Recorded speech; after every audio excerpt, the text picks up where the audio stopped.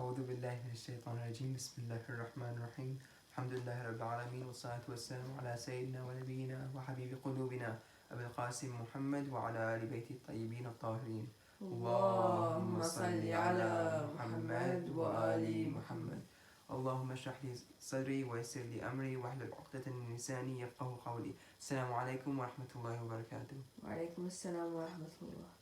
We thought we should start today by making a dua for all the victims of the coronavirus and their families and anyone who's been affected by the coronavirus with loss of work and things like that. And inshallah, Allah subhanahu wa ta'ala can help us all through this tough time and aid those people that need the help. And inshallah, He can help us take this time as a positive outlook to spend time with our families in our homes and things like that, inshallah. As we said, every lecture we will start with Dua al-Faraj, the recitation of Dua al-Faraj, so we can have the blessing of our Imam, Ajala Ta'ala Farajahu Sharif, in our gatherings and sessions. أعوذ بالله من الشيطان الرجيم بسم الله الرحمن الرحيم اللهم صل على محمد وآل محمد اللهم كن لوليك الحجة بن الحسن صلواتك عليه وعلى آبائه في هذه الساعة وفي كل ساعة وليا وحافظا وقائدا وناصرا ودليلا وعينا حتى تسكنه أرضك طوعا وتمتعه فيها طويلا برحمتك يا أرحم الراحمين وصلى اللهم على سيدنا محمد وعلى آل بيته الطيبين الطاهرين. اللهم صل على محمد وآل محمد. Today's topic is the divine intellectual soul, or the human soul. And if you remember from last time, we actually took a bit of a tangent from our usual discussion of the souls. And we talked about a concept that is potentiality and actuality. And so why we focused on this was that we told you guys that our next two souls, the divine intellectual soul and the divine universal soul, are in a potential state. And so our job is to actualize them. So we're like a baby, you know? We're in a potential state, and we need a womb. And for us, it's a universe, you know, for a space to develop. And so that's what we said last lecture. We also posed the question that was, are we even human, you know? Are we animals? Because we said that the divine intellectual soul is called the human soul. So if we don't have that, surely we're not human beings. And we answered that by saying, no, in fact, we are human beings. We're something called insan tam, or a complete human. And we're described as this, sorry, that was the animal bit. We're described by this because we actually have this potentiality. Just having the potentiality means we have the structure or the capacity to be a fully complete human, which is insan kamil. And that's what we can achieve if we fully actualize ourselves. So that was the concept we introduced last lecture. But the question here is, what's the point of even trying to actualize the divine intellectual soul or the divine universal soul? Like, I know it's to fulfill our purpose, but at the moment, we're not benefiting from them, right? Like, it's really difficult. Like, how can we achieve this level if we don't have these souls that can define us as creatures that aren't animals? And the answer to that question is, we actually, even if they're in a potential state, they can still aid us. Like, even if they're potential, we can still use them in some way. And the way we use them is that they supply us or give us something called al-fitra. And al-fitra, if you don't know what it is, it's like a moral compass that always points to Allah subhanahu wa ta'ala. So these souls, just by existing in potential, give us this fitra. And this fitra helps drive our actions to actualize these souls. So it's like these things are dormant, but so these two souls are dormant, but they have like little hints and clues, like a magnet, trying to drag us to them. And so that's our fitra, that's the compass that we've been given. And it comes from this potentiality. Or else, you know, logically, we can't reach something if we don't have a little bit of guidance towards it. And so that's our little intrinsic thing inside of us that helps guide us to it. But that's not it. We still have other, you know, bits that we can access from these cells. And to understand this further, we have to give an example of how we're even able to access things when they're in potentiality. We haven't even, like, you know, actualized them. So how can we even use them? And the example we're going to give is from a character hopefully you've all seen this movie. It's our childhood, The Incredibles. And we're going to give the example of Jack. If you've seen the second movie, he's got a lot of powers. Like, even in the first movie, he had so many. But obviously, Jack's still a child. He's a baby. And so he hasn't actualized his ability to have these powers. He's still in this potential state. But in potential, he's able to access them, access all these little abilities, but never fully control them. And that's the difference between being in a potential state and able to access powers or abilities, or in an actualized state, where you're fully able to control them, activate them at will, and not accidentally laser things, So that's the example we're trying to draw, the parallels between Jack and us right now. Because we're able to stem and grasp onto some of the characteristics and the tools of the divine intellectual soul, the divine universal soul, even though we haven't actualized them. And that's a gift Allah subhanahu wa ta'ala has given us. So we have access but no control. And so what we wanted to talk about here is, so now that we realize that, we can still access them slightly, what's the benefit of even actualizing them fully? And before time runs out, before we die. And to give that example, we want to show you a baby. Remember how we said we were like babies in this universe? Well, if a baby is born prematurely, we have to put them in incubation. An environment that's hot, it's not comfortable for the child. They've lost the heartbeat of the mother, they've lost a lot of their comfort that they had in the womb. It's really uncomfortable to be in this incubation, but they need it to develop. So that's what happens to us if we die and we haven't fully actualized our souls. We also need to be put into some incubation after death. And that could be barzakh, or even to some extent hell. Like the incubation center, they're warm or hot, they're uncomfortable for us. But we need them to fully able to enter the next world, which is what death was. It's a door to the next world. And so that is why we really need to actualize ourselves, or else we're going to have a really uncomfortable time after death. And we're really going to, even death itself will be really hard, because we'll still have these attachments to the dunya. So that is the discussion for about last week's content. And remember, we ended the lecture by saying a hadith from the Prophet, peace be upon him, Mutu qabla an tamutu, die before we die. And that was the concept we're bringing up here, that we have to try killing our desires, like quelling them, and severing our attachment to this world. Because that's what death is. It is to transition to that next life. And so we should do that before we die, or else death will be painful. And so the best example, if we ever want to see an example of someone who is pretty much the embodiment of the living dead, not zombies, the living dead, that'd be Imam Ali alayhi salam. He's been called, like the Prophet has been narrated to have called him the living dead. In Arabic, it was someone walking dead, sorry. And that's because he had severed all connections to this dunya. And so now we'll move on to what the human soul is. As you remember from the first lecture, we said when we move on to each of the souls, we're going to look at the snippet of the hadith that talks about that soul. So the snippet of the hadith today is as follows. Imam Ali says, An-Natiqa al-Qudsiyya, or the divine intellectual soul, laha khams qiwa, has 5 tools. Fikr, wa dhikr, wa ilm, wa hilm, wa nabaha. So these translate to pondering, remembering, knowledge, patience, and enlightened thought. وَلَيْسَ لَهَا انْبِعَاث. It doesn't have an origin.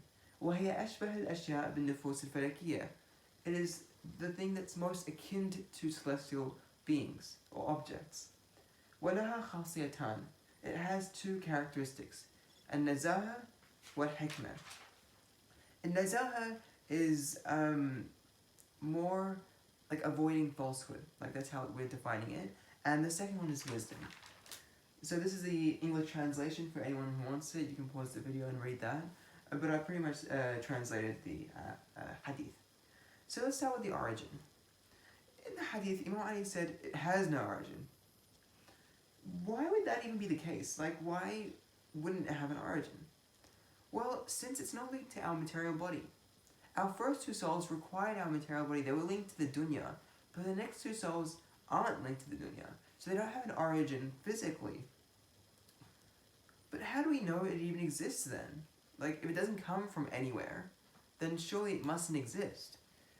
Well, if you think about it, we do have powers that don't stem from the animalistic soul and the plantic soul. So where must they be coming from? So logically speaking, they must be coming from somewhere. And that source we're calling the human soul. This soul, in fact, is really interesting in that it requires us to acknowledge its existence, what we call its intellectual acknowledgement. We actually have to know that it exists for it even to start its actualization. So for it to even spawn, like it's in potential in us, but for it to even spawn, we need to actually acknowledge its existence. So hopefully we've done that now, but and unless we believe in it and feel it firsthand, can we actually start accessing it? And the process, so as we said, the process to actually acknowledging its existence is called this intellectual acknowledgement. But this just can't come from anywhere. Like even now, we know it exists, but we don't fully believe in it. And this full belief and this intellectual acknowledgement can only come from Allah subhanahu wa ta'ala. It requires, one of those epiphanies or moments of realization. And we call this in Arabic al-yaqba, or the awakening. So this soul requires us to have an awakening for it to even, have a startup. But back to the origin. We said it has none, so just a little bit of a summary for the origin. We said it has none. And in fact, it requires us, to notice it for it to even begin its actualization. However, it is what defines us as human, and therefore we always have to have it within us. And that's why, even before we're even born, the soul is, that's why it has no origin. It's just, when we existed, it existed with us, because it's what defines us as being human beings.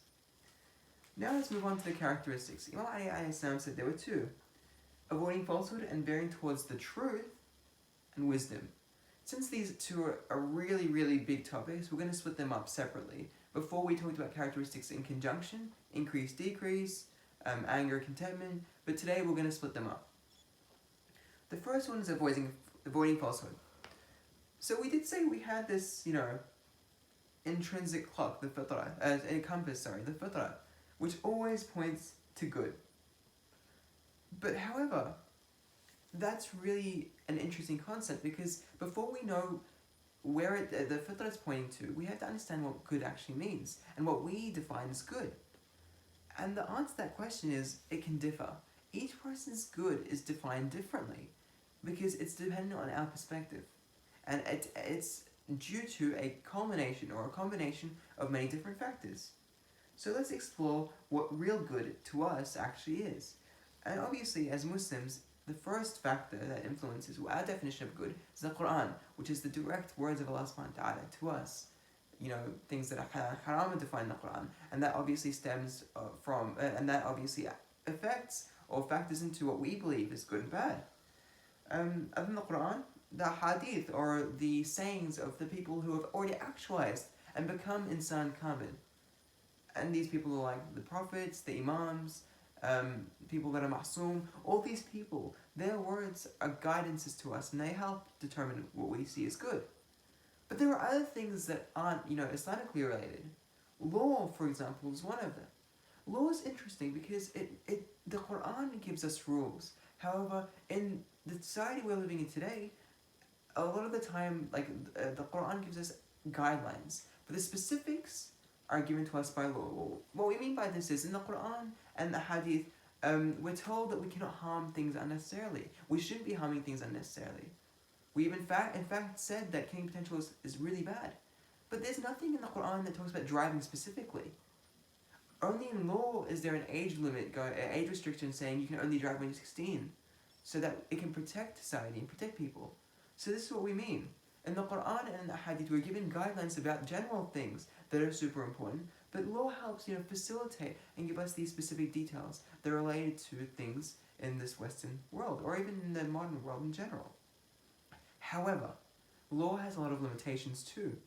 We can see with the recent plebiscite accepting gay marriage, a lot of the time law can be conflicting with our jurisdictions and what we believe is good. And so we have to really be careful with law. We take it has a lot of positives, a lot of good things, and we have to abide by them because we're living in this society. But at the same time, we don't have to think that everything in law is 100% good, what we should believe in.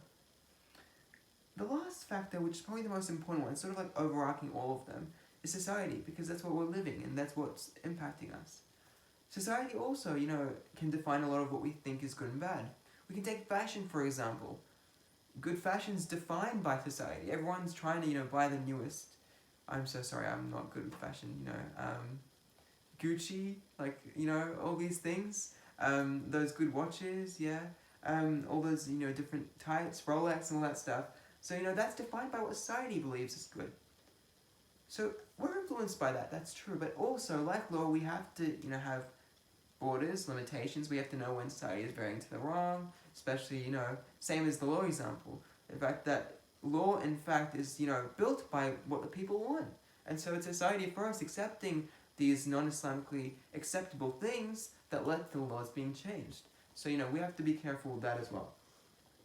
And a really good example to show us how our sense of good can be disillusioned or made wrong and away from the true good that Allah subhanahu wa ta'ala has given is through euthanasia. It's a really big example and a good example, because here the shaitan has really, dug his teeth deep. He's tried, putting things like, ideas, the good ideas like freedom and stuff, alongside things that are wrong. And why the shaitan can do this stuff is because, remember when we talk about in the animalistic soul lecture, the shaitan has the power of illusions. And how he accesses us is through our animalistic soul and our senses. He tries, tricking us, giving us these ideas that are good, that we think are good, like freedom, and mixes it with haram, and so tricks us like that. So, with all four of the factors that we talked about before, what the shaitan tries doing is he tries belittling the Quran and Ahl Bayt. He tries telling us, these things, they're not relevant to today's society, We're living in one world, they're outdated concepts. We don't have to take everything in the Quran as true. That's what he tries making us do and think. Alternatively, he tries saying, hey, we're living in this Western society, we have to accept all their laws and, their social norms, because it's relevant to us. That's what the shaitan can do. And we can see that with euthanasia really clearly. Because euthanasia, if you don't know what it is, it's when someone's really sick and the doctors say he doesn't have a high chance of living, or they're on their deathbed. It's the patient having the choice to say, doctor, please end my life. And so the thinking that's coming these days is, oh, it's my life, my choice. And this is a really wrong concept on two levels. The first one is, it isn't our life.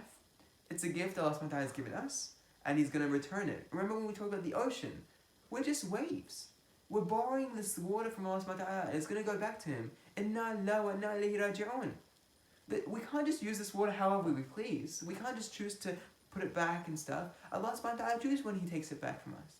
So that's why it's wrong.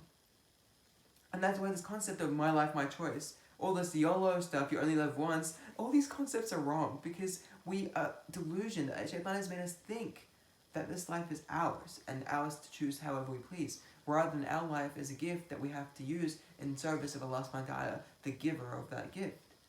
The second thing that we want to point out is the fact that we're roping the doctor into haram here. Like, it's bad enough that we're trying to end our life, but we're making the doctor do the haram thing of actually doing it, giving us this.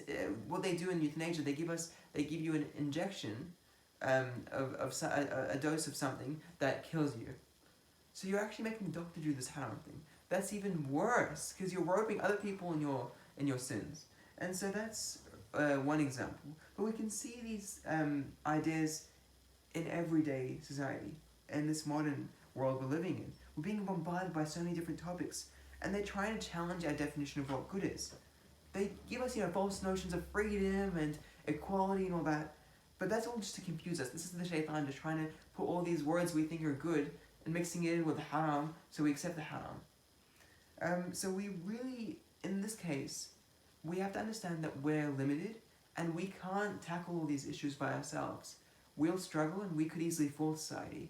What we need to do is look at people that can help us in this instance. And it's people that are knowledgeable, like our ulama. We need to seek their guidance, see what they've defined are our laws, and follow those, because we're then following the words of someone who is kamil and san kamil, someone who's fully complete.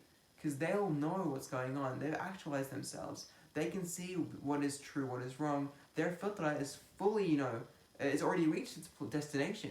So we should definitely listen to their word. And, rather than questioning their word, rather we should question our own ideas sometimes.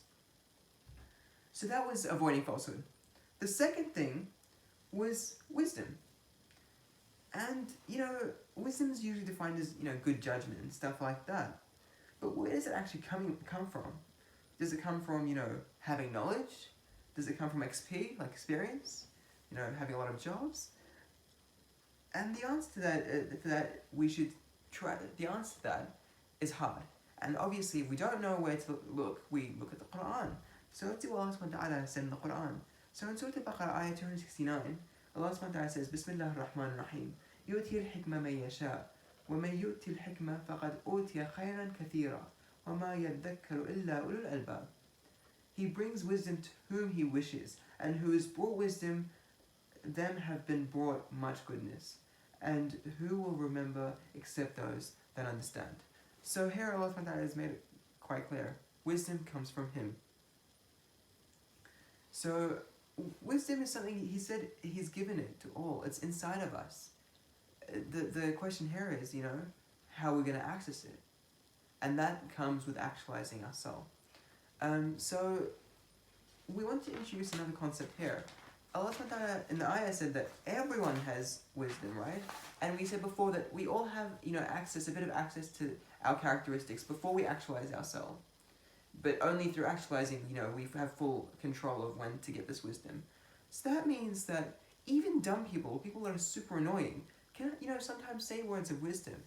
And we see that. Even people in society that maybe not be Islamic, nowhere near actualizing their divine intellectual soul, can still access some wisdom. And that's why, because we still have this access. It's a matter of having full control of it. So that really, why we wanted to mention this point is it really links to when we said in the first lecture, we have the video segment at the end of every one of our lectures because we're trying to see this wisdom that these people have accessed without knowing. So that's just a little bit of a Easter egg we're going to put in there. So hopefully only through actualizing our divine intellectual soul can we really access this knowledge and wisdom and can, all the time fire it out whenever we want. And so now we come to the point where we have to sort of know how to even actualize our divine intellectual soul. And to actualize it, there are 4 steps that we need to follow. The first one is loving Allah subhanahu wa ta'ala. The second one is loving our Ahlul Bayt. The third one is dhikr of Allah subhanahu wa ta'ala. And the last one is hanging out with the right people. So these 4 things, don't worry about it like they seem, whoa, these are huge topics. These are gonna be the topics for the next 4 lectures. So now we're just gonna mind map the next 4 lectures for you guys. We're gonna do one on loving Allah, then loving Ahlul Bayt, dhikr, and hanging out with the right crowd. And that one will be split into 2 lectures because it's a big topic. So the last one's gonna be 2 lectures. So these 4 are gonna be super important, and you'll see why. And we need to understand these 4 and achieve them for us to even actualize our divine intellectual soul. They're like the conditions. Remember in the last lecture we said when something's in potential, it needs conditions to actualize. These will be the conditions. So now let's move on to the tools. So Imam Ali alayhi salam said we have 5 tools. They were pondering, remembering, knowledge, self-control, and enlightened thought. Okay? So we'll start with pondering. So a hadith by the Prophet, peace be upon him, actually highlights how important pondering is.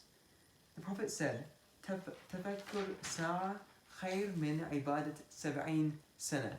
And yeah, mind-blown moment there. Pondering for an hour is equivalent to worship for 70 years. That's crazy. And sort of shows how important pondering must be. So what is pondering to even have this such a high level of thawab, such a high caliber? And the answer is pondering is a 3-step process and sort of is an extension to thinking. Pondering is when you not only think about something, but contemplate it and then wonder about it. And to give this in a bit more context, it's like, for example, seeing something, thinking about, how is that even happening first of all, then digesting its different parts, contemplating, what's that feature doing, and stuff like that. And then the wonder bit stems from going, how does this thing fit in Allah subhanahu wa ta'ala's system. We're only seeing its appearance right now. What could be its reality? Wondering all these things. Why has Allah subhanahu wa ta'ala created this thing? And what's its place in the universe? These questions are the real step of pondering. And so now we realize, pondering is not as easy as it may have looked. 1 hour of pondering is a lot, but it's so rewarding. So let's, inshallah, try pondering as much as we can. And there are 2 types of pondering before we get ahead of ourselves. The first type of pondering is pondering of creation, about creation of Allah subhanahu wa ta'ala. So, as we said before, seeing something and thinking about it. Because remember, everything around us is a qalam, and it can write on us, it's a pen. And so let's use everything, let's ponder about everything. The second thing, that's the universe, yep. And, it can be from the biggest thing to the smallest thing. So from the universe and galaxies to atoms. Because all of them have a lot of, potential to be explored and a lot of things that we don't know about them. So let's try pondering about these things. And it can even be about things that are living. Like animals. Even this cute, I think it's a gerbil, I'm not exactly sure, but it's very cute nonetheless. And even things that are not living. Like even looking at paintings or just pondering about all the different intricacies that have been put into this. The time and effort. And then thinking about how, what these things could represent. Like we do with the movies. So all this stuff is pondering about Allah subhanahu wa ta'ala's creation. The second thing is pondering about our reality and our existence. So why are we here, and the reality of our actions. So remember we talked about in our animalistic cell lecture, how we see the appearance of the cake, but not the reality. Same thing here. We should try, not only with things we eat and stuff like that, but all our actions, because they're the food that fuels how our hereafter form will look like. So here we can see it can really come into play with our actions. Let's say if we're caring for our child, when we're being maternal, or even we're helping the poor people, and even teaching people.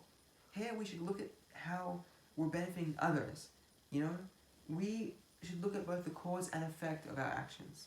The effect is how it impacts others, and how this could help us in achieving our potential and actualizing ourselves. And doing good deeds, and how that can have an impact on our hereafter form, and our amal in the hereafter. But at the same time, we should look at where our good acts are stemming from. Because if we do that, we realize that all good comes from Allah subhanahu wa ta'ala. He's given us this fitrah to show us to reach Him. And so all good comes from Allah subhanahu wa ta'ala. And so there's a lot of beauty that we can see there. That we can see that ourselves as not just me, but a wasila, or a conduit for Allah subhanahu wa ta'ala's grace and Allah subhanahu wa ta'ala's goodness. So a lot of beauty can be seen through pondering. So it allows us to dissect our actions in our everyday lives and see how the good comes from Allah subhanahu wa ta'ala, but also lets us see our bad, and how every bad comes from us and from the shaitan accessing us through our animalistic soul. So, just having this time to ponder, even at the end of the day, before you sleep, reflect on the things you did in the day, all the, the prominent actions or even the small actions, and see, were they good, were they bad, did they come from Allah subhanahu wa ta'ala, from my shaitan? Because that really is like 70 years of worship, so bonus. The second tool was remembrance. And so remembrance is defined in the dictionary as the ability to bring to one's mind an awareness of something from the past. And science says it's the synchronous firing of neurons that were involved in the original experience, from the brain. The thing is, these definitions are quite limited. Why we say that is because it's limiting memory to something that's happening in the past of this world. Like, when we're born until we die. That's quite a limited time, because there's obviously, we were something before, and we will be something after we die. So we don't want to limit it to the past in terms of time. We want to limit it to in terms of past, in terms of existence. Because it's quite a bit of difference. Because we know in the hereafter there's no sense of time and space. To say that when we're talking the past, let's try getting it out of a time thing and more about a stages thing. Which is really hard to understand, obviously, because all we know in this world is related to time. So to think that there's a world outside time is really awesome. And that's something we can ponder out later on. But to see how limited this definition could be is we can look at an elephant. They're said to have a lot more memory than any of us here. They can remember things better than us. But theirs is limited to, because they don't have this um, uh, divine intellectual soul, this is limited to this past. But our divine intellectual soul lets us see beyond that and see the true past and not just this limited past. So we'll look at 3 ayat in the Quran, and these ayahs are gonna hopefully try helping us see what we mean by remembrance. So in Surah 89 ayah 23, Allah subhanahu wa ta'ala says, وَجِيَ يَوْمَئِذٍ بِجَهَنَّمْ يَوْمَئِذٍ يَتَذَكَّرُ الْإِنسَانُ وَأَنَّى لَهُ الذِّكْرَى. So here it's saying that it's like proving how it's not defined to this physical mind, you know. We're remembering after we're dead, you know, on the Day of Judgment. We won't have this body. So it's obviously not related to, you know, the neurons and all that stuff. So that's just proving it's not the scientific definition. The second ayah from Surah 23, ayah 4, Bismillah ar-Rahman ar-Rahim, Allah alladhi khalaqa as-samawati wal-ard wa ma baynahuma fi sittati ayamin thumma istawa ala al-arsh ma lakum min dunihi min wali wa la shafi' afala tatadhakkarun. This is talking about before we even created. You know, when the skies and the heavens and the earth were being made, we weren't even there. Yet we're being told that we can remember this stuff. Why is that the case? And the answer to that question is really interesting. It's because it existed in Allah subhanahu wa ta'ala's understanding. In fact, creation ourselves, like we all existed in Allah subhanahu wa ta'ala's knowledge even before we were born. Even before we were created by Allah subhanahu wa ta'ala, creation was in Allah subhanahu wa ta'ala's knowledge as a potential or something that could be made. And therefore, we can actually, if we take this meaning of remembrance as out of this physical life or out of just this past and beyond, we can see that we can link our memory with Allah subhanahu wa ta'ala's knowledge. And so we can remember everything, even things that we weren't even present to see. The last ayah really just highlights the same point. And it's Bismillah ar-Rahman ar-Rahim, هو الذي أنزل عليك الكتاب منه آيات محكمات هن أم الكتاب وآخر متشابهات. I'm sorry for my reading.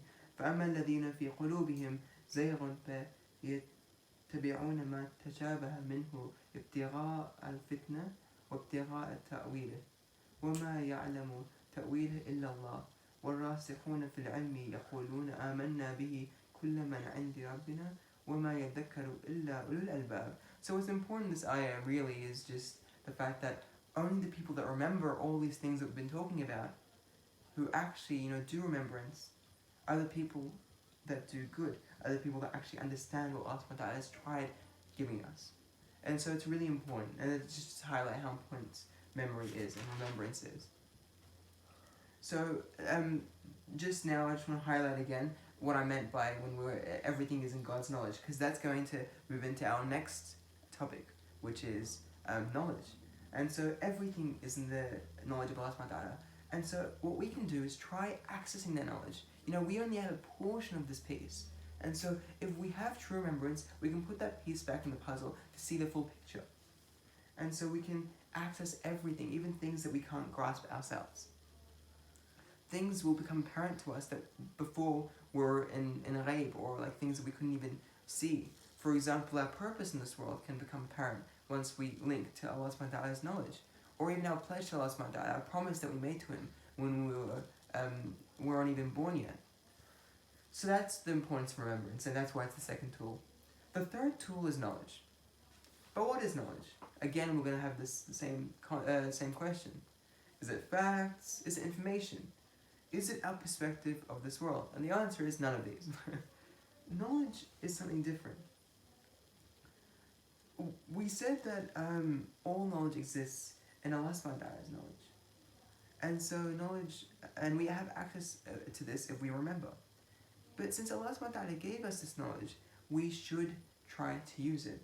And remember in the hadith we brought up by Imam Sadiq alayhi salam, how Imam Ali said that we were given knowledge like the angels. So we've been given this knowledge. So now It's about how to even use it. And another thing by Imai, he says, أتزعم أنك جرم صغير وفيك انطوى العالم الأكبر. And what Imai here is saying is he's really highlighting what we said before about how we can access the knowledge of Allah subhanahu wa ta'ala. Because here he's saying that we have all of the universe inside of us. How does that even make sense? Like, we physically can't have the universe inside of us. It doesn't make sense at all. And what he's trying to say here is, since Allah subhanahu wa ta'ala has given us knowledge, and since knowledge is linked to His knowledge, and His knowledge encompasses everything, then we have inside of us something that links us to the encompassation of everything. So that's what Imam is saying. So it's really awesome. But the thing is, knowledge is really, really powerful. Have you heard the saying, knowledge is power? If you play Carmen San Diego, you'll definitely know what that is. But a lot of people have said it. And why it's powerful? Because it's something that is coming from Allah subhanahu wa ta'ala. And so, unfortunately, if you don't have this guidance of your fitrah over your divine intellectual soul over your animalistic soul, knowledge can be abused. And we can see that throughout history, through slavery, through the atomic bomb, through child labor, through unfair treaties like the Promise of Balfour. All these things are how knowledge has become abused. If you want a bit of history about dynamite, for example, which was used in really bad ways to kill people even back in the time, the poor guy that made it, Mr. Nobel, was so saddened that his knowledge became a power for bad that he even in fact tried making the Nobel Prize to not tarnish his reputation, because he realized that his knowledge was abused for the wrong reason. And so we have to really be careful with knowledge and make sure it's reigned by our goodness, or else it can go out of control, and we can see it here and even today's society. So the Prophet peace be upon him says that ما أضيف شيء إلى شيء أفضل من الحلم إلى العلم.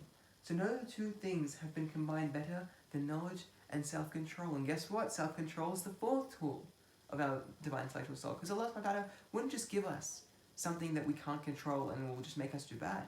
He'll obviously also give us something that'll help us control it. So self-control is a really important thing. And to understand what it is, we should really delve into its meaning. And a lot of time when this hadith is translated, people use the word patience. But unfortunately, patience isn't really what hilm is. Patience is like an overarching concept. It means, just being able to, not react and wait and give things their time. And, it's controlling yourself. But self-control is a bit like a subset of that. It's more specific. It's more specifically about controlling our anger and desires. Turning out bad anger into constructive anger.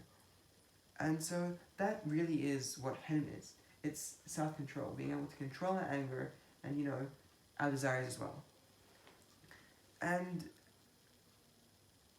before we actually act on these things and, do haram. So before our desires and anger become apparent, we need to use our hilm or our self-control to rein them in. And that's really what we use, the tool we use to control our animalistic soul. And that's why we said we need a divine intellectual soul to be fully actualized, so we fully have control of self-control, and then fully control our animalistic soul. That was a lot of controls in one sentence, so hopefully you followed that one. So, the thing is, we need both knowledge and self-control to have wisdom. So we need a combination of these two things, and that's why we said knowledge is important. Don't be discouraged by knowledge. Knowledge is super important. We should even, in fact, try seeking knowledge. That's what we're doing here, right? Remember what we said in our first lecture. Our whole point is to seek knowledge, to know Allah subhanahu wa ta'ala.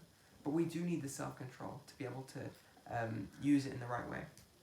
The last of the tools is enlightened thinking. But before we even understand what enlightened thinking is, we should understand what thinking is. Because, that's a bit, more down to earth. Because enlightened thinking isn't just normal thinking. So thinking is our ability to use our sensual information, or our senses, and then also to use the information around us, facts, and then our opinions, our own perspective on these facts, put them together and form a conclusion. And so after all this process, this eventually leads to what we believe in. Our beliefs stem from our thinking, and us leading to conclusions. But there are many types of thinking. Just a bit of a list here. There's creative thinking, analytical, critical, concrete, abstract, divergent, convergent, linear, and holistic. Don't worry, you don't have to know all these. We're only going to look at a couple. But these are all these different types of thinking. So we're probably going to have to deconstruct thinking to understand any of these. And the thing with thinking is, we actually need something else before we can even start thinking. We need something to be able to rationalize any information. And that thing that we use, the tool that we've been given, is logic. Logic is really important because we need logic to be able to rationalize something, to understand concepts, then put them in this funnel to make a conclusion and then have belief. So logic is super important. And instead of just looking at just any random logic, let's look at the logic that we've been grown up and taught in schools. Because in schools, in the Western world, they actually love this one type of logic. It's called Aristotelian logic. And Aristotelian logic is interesting, and we'll explain to you how it works. But it's what we have learned to use to judge what's good and bad. And let's even see, we've used it for this purpose, but let's in fact see if it's the best type of logic, and if it even is a good type of logic. So Aristotelian logic is as follows. We have two things called premises, and we combine them together to form a conclusion. I'll give you an example. A premise is just like a fact. So let's say fruits have seeds. Alright, that's our first fact. And our second fact is apples are fruit. Combining these two premises can lead to the conclusion that apples have seeds, because apples are both fruits, and we said fruits have seeds. Therefore, apples have seeds. That's Aristotelian logic. But the problem with Aristotelian logic is sometimes we can follow this process and we can make a valid conclusion, but one that is not right. And what valid means is it follows this method. Sound is the other word we use to tell us if something's correct or not. For something to be sound, it has to be both valid but also right in reality. And to give you an example of where we can have a valid conclusion but which is not sound, is this. Let's say that cats hate water. Something we all know. And then we can say tigers are cats. But do tigers hate water? No. We know that tigers are one of the only cats that like water. But see, the logic here failed us. The Aristotelian logic failed us. Because the two premises made sense. But putting them together was wrong.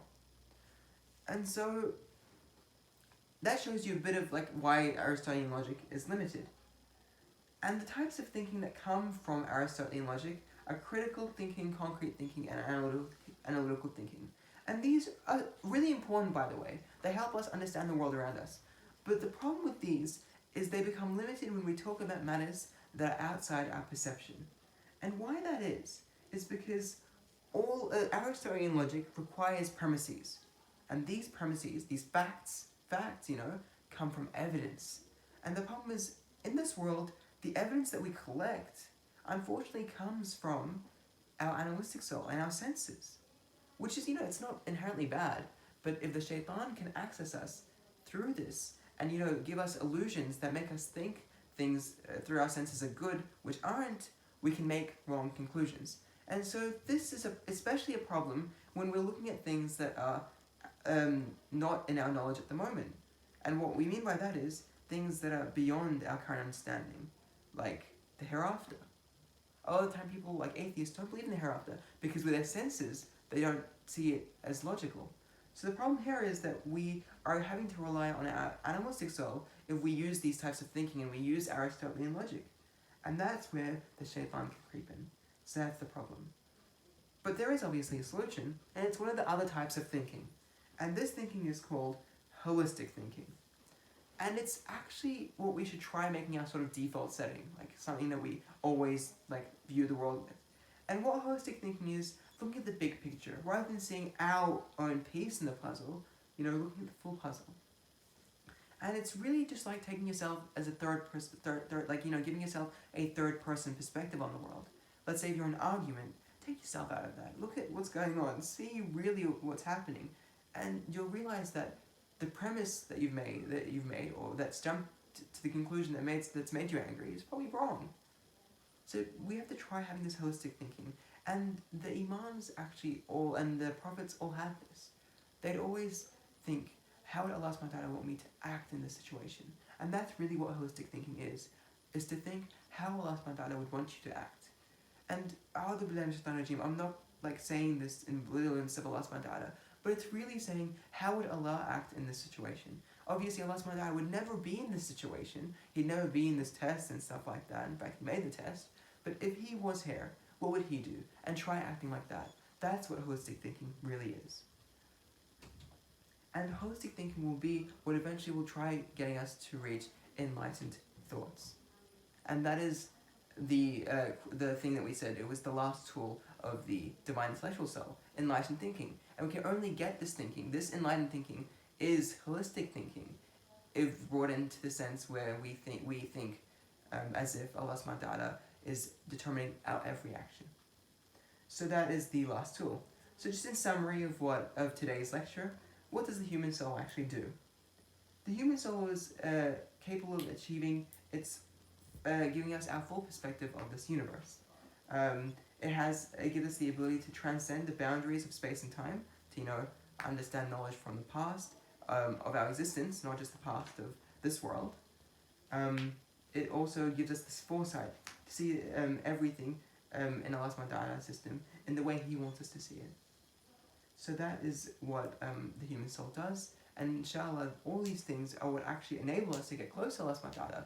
To be able to see everything in His perspective will mean that we only do good and not bad. We see the true good in everything and see the reality of everything, and therefore, walk on the path, the Sirat al-Mustaqim, the path of righteousness. Inshallah, that's what we all want to reach. So that's the end of the lecture segment of today. Now we'll move on to the video. So remember when we introduced the video thing, we tried telling you guys that every video will be from a different movie or from a different thing. And that's true because, last lecture we used Conf Matter 1, but this lecture we're using Conf Matter 2, alright? So today's lecture is a scene, you've probably seen it, so I don't have to give you much context, but this movie stems around Poe trying to understand his past, because he doesn't remember where he came from. His dad's a duck, but he's now found out that his dad that's a duck adopted him, and so he comes from pandas, and so this clip is about him trying to understand what his past actually is. It loads.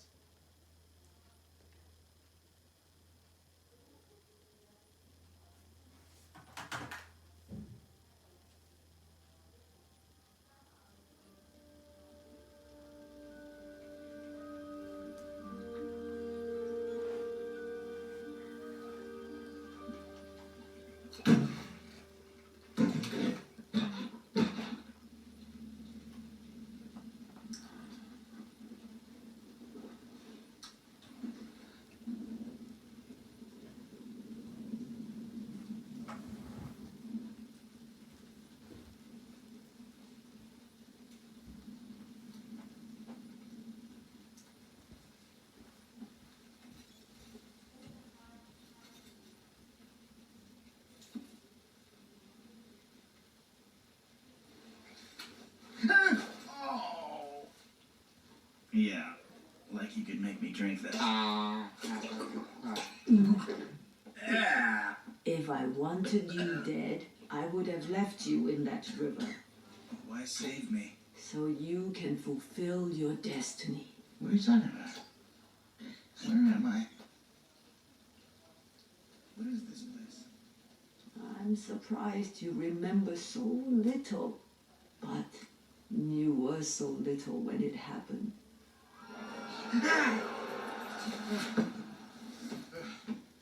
Perhaps you do remember. What? It's just a stupid nightmare. Nightmare or memory.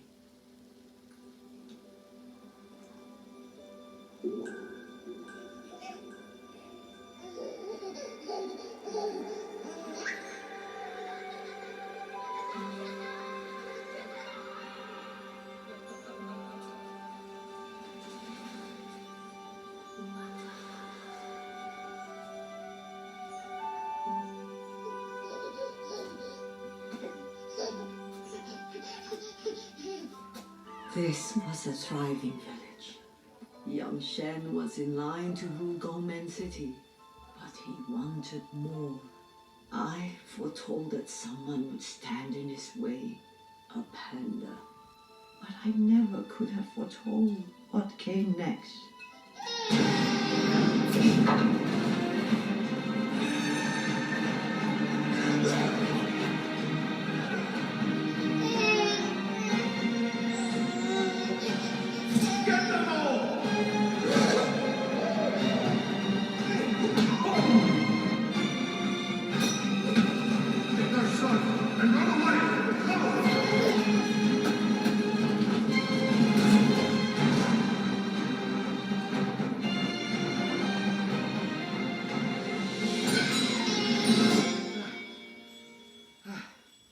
Stop fighting.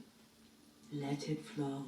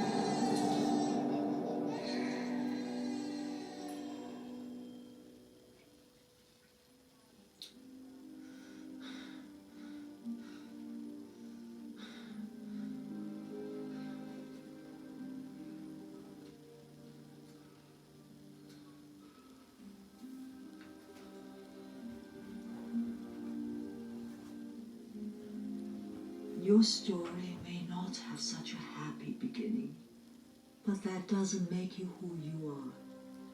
It is the rest of your story, who you choose to be.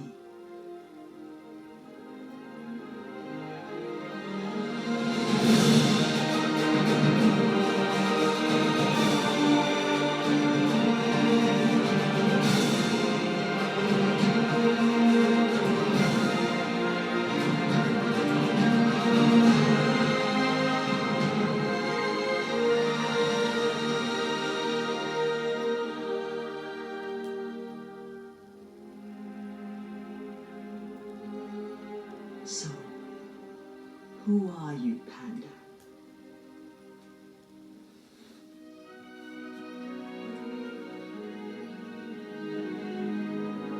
I am Poe. And I'm gonna need a hat.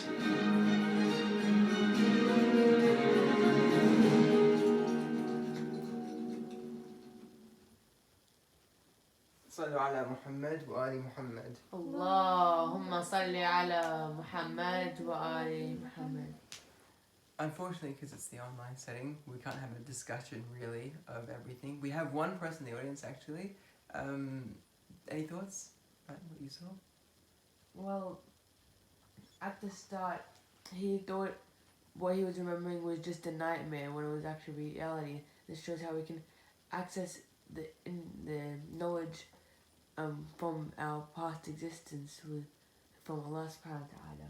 And then he tries understanding the past, but he can't fully comprehend it because his soul is still in a potential state. And then when he goes through the entire inner peace process. He's unlocking the knowledge that is from Allah subhanahu wa ta'ala. Then in the end of his memory where his mother is leaving him, he starts crying because he has strong ties to his mother, but like it's how similar to how we have strong ties in dunya, and if we have strong ties, it makes it hard to separate. Wow, and I didn't even think of that one. Well done. Yeah, that was good. Yeah, so you've ticked a lot of the boxes. I'm just gonna reiterate a couple of them. But there were 3 main points we wanted to get you guys from the clip that you might need in the questions, so I have to clarify them all. The first one was the fact that he was at the beginning fighting, like he had fighting, like and like he was like struggling with a lot of like the concepts that he was being given, and only after he had this inner peace moment and had this self-control was he able to access the full memory, like knowledge of Allah subhanahu wa ta'ala, you know, like that link. Like he was able to access everything. So that was an important concept. How we said we need knowledge and power. He needed the self-control, this process of inner peace to control his emotions. Just like we use our self-control to control our anger and desires. And only then could he fully access knowledge and make it wisdom. So that was the first one. The second one was just something, like I know the makers did not intend this at all, but when he was remembering things, sometimes it was a first-person perspective, but sometimes it was a third-person perspective.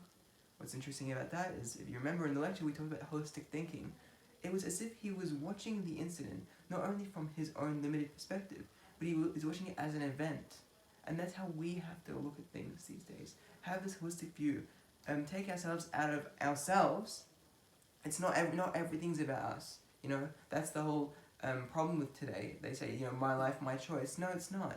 Take yourself out of that and look at everything from this holistic view and have these enlightened thoughts. So that was the second point. The third point... Oh, it was the end. You're right, thank you. I couldn't do this without you guys.